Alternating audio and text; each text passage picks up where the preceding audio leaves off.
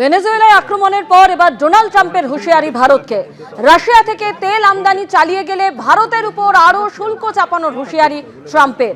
প্রধানমন্ত্রী মোদি জানেন, রাশিয়ার থেকে তেল আমদানি ইস্যুতে আমি অখুশি, আমাকে এ বিষয়ে খুশি করা খুব গুরুত্বপূর্ণ। ওরা এরকম চালিয়ে গেলে আমরাও ওদের উপর খুব তাড়াতাড়ি শুল্কের হার বাড়াবো। গতকাল এয়ারফোর্স ওয়ানে সাংবাদিকদের সঙ্গে কথা বলতে গিয়ে এই মন্তব্য করেছেন আমেরিকার প্রেসিডেন্ট।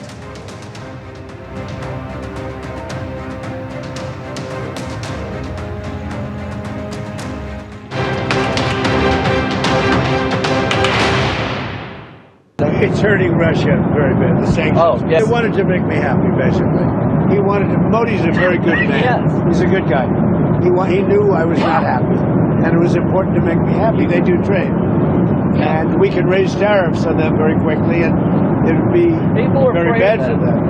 আমেরিকার হাতে সস্ত্রীক বন্দী ভেনেজুয়েলার প্রেসিডেন্ট, কোর্টে পেশ।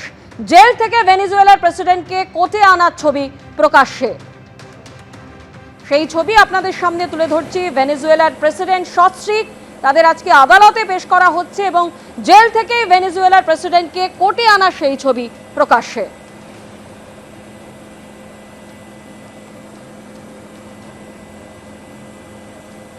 সরাসরি নিউজরুম থেকে আমাদের প্রতিনিধি রাজশ্রী দত্তগুপ্ত আমাদের সঙ্গে রয়েছেন। রাজশ্রী, ইতিমধ্যেই সস্ত্রীক ভেনেজুয়েলার প্রেসিডেন্ট, তাদেরকে আদালতে পেশ করা হয়েছে, কিন্তু সারা বিশ্ব জুড়েই যে প্রশ্ন এই মুহূর্তে ঘুরে ফিরে আসছে যে কিভাবে আমেরিকা অন্য দেশে গিয়ে এইভাবে আক্রমণ করতে পারে, এইভাবে হামলা চালাতে পারে। যদিও ভারতের তরফ থেকে বলা হয়েছে এই বিষয় নিয়ে উদ্বিগ্ন, কিন্তু যে প্রশ্ন উঠে আসছে, কি পদক্ষেপ নিতে পারে, কি অবস্থান নিতে পারে আগামী দিনে ভারত? দেখো, প্রথমে বলি যে আজকে প্রায় দুদিন পরে ভেনেজুয়েলার প্রাক্তন প্রেসিডেন্ট তার একটা ভিডিও প্রকাশ্যে এলো, যেখানে সস্ত্রীক মাদুরোকে একটা জেল থেকে কোর্টে নিয়ে যাওয়া হচ্ছে। এবং যেটা সূত্র মারফত জানা যাচ্ছে যে ব্রুকলিনের একটা জেল, সেখান থেকে ম্যানহাটানের একটি কোর্টে আজকে সস্ত্রীক তাদেরকে নিয়ে যাওয়া হয় এবং মাদক সন্ত্রাসের অভিযোগ তাদের বিরুদ্ধে আনা হয়েছে। বিশ্লেষকরা বলছেন যেভাবে যে কায়দায় অতর্কিতে আমেরিকা হামলা চালিয়ে ভেনেজুয়েলার প্রাক্তন প্রেসিডেন্ট মাদুরোকে সস্ত্রীক কার্যত অপহরণ করে নিউ ইয়র্কে নিয়ে এসেছিল, তার একটা যুক্তি বা একটা গ্রহণযোগ্য ব্যাখ্যা সামনে রাখার জন্যই এদের বিরুদ্ধে মাদক সন্ত্রাসের অভিযোগ আনা হয়েছে এবং আজকে তাদের আদালতের সামনে পেশ করা হয়েছে। এখন ব্যাপার হচ্ছে যে এরপর এই মার্কিন যে গতিবিধি সেটা কোন দিকে যাবে, এবং সারা বিশ্ব ইতিমধ্যেই বা আমেরিকার এই ধরনের হামলার ওপরে আগ্রাসনের বিরুদ্ধে সোচ্চার হয়েছে। কিন্তু ভারতের তরফেও বিবৃতি দেওয়া হয়েছে। ভারতবর্ষ গোটা বিষয়টা পর্যবেক্ষণ করছে এবং বিদেশ মন্ত্রকের তরফে আগামী যত ঘটনাক্রম এগোবে সেই মতন তারা তাদের মতামত জানাবেন, এমনটাই বলা যেতে পারে। ব্রুকলিনের জেল থেকে বেরোনোর সময় কিছু সমর্থক জেলের বাইরে দাঁড়িয়েছিলেন এবং তাদের মুখে যেটুকু সূত্র মারফত শোনা যাচ্ছে যে যুদ্ধ চাই না, এই স্লোগান শোনা যাচ্ছে। অর্থাৎ একটা আবহ তৈরি হয়েছে যে আবার নতুন করে একটা যুদ্ধের আবহ তৈরি হতে পারে, একটা সংঘাতের আবহ তৈরি হতে পারে। সেটা কিন্তু কেউই চাইছেন না, আমেরিকাতে বসবাসকারী মানুষও চাইছেন না। এখন দেখার বিষয় ভেনেজুয়েলার প্রতি এই যে আক্রমণ, তেলের দখল নিয়ে নেওয়া, সেই দেশ পরিচালনায় আমেরিকা কি ভূমিকা নেয়।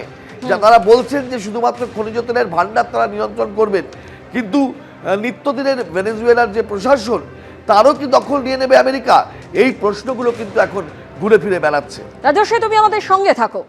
মাদক সন্ত্রাসের অভিযোগে ভেনেজুয়েলায় আমেরিকার এয়ার স্ট্রাইক এবং আমেরিকার হাতে বন্দী প্রেসিডেন্ট নিকোলাস মাদুরো স্ত্রী সিলিয়া মাদুরো বন্দী করার পরই আজই তাদের প্রথম নিউ ইয়র্কের আদালতে পেশ করা হলো।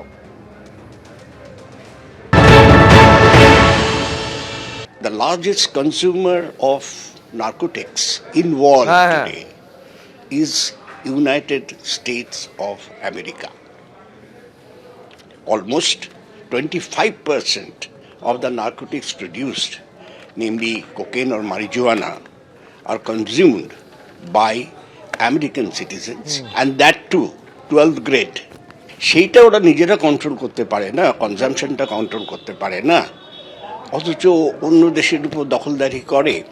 সত্যি সত্যি সেই দেশটা যার ওই রকম একটা বিরাট অয়েল রিজার্ভ আনট্যাপড পড়ে রয়েছে, যারা largest oil reserve in the world today, আর তারপরে শুনছি আবার 10,000 টন নাকি গোল্ড রিজার্ভ আছে। গোল্ড রিজার্ভ মানে খনিজ গোল্ড আমি বলছি। এরকম একটা সোনার চিড়িয়ার দেশকে যদি কোনো রকমে বাগে পাওয়া যায় তাহলে পরে is going to help America. চায়নাকে তো কিছু করে না, কই রাশিয়াকে তো করার মতন মাসেল পাওয়ার নেই। এবিপি আনন্দ এগিয়ে থাকে, এগিয়ে রাখে।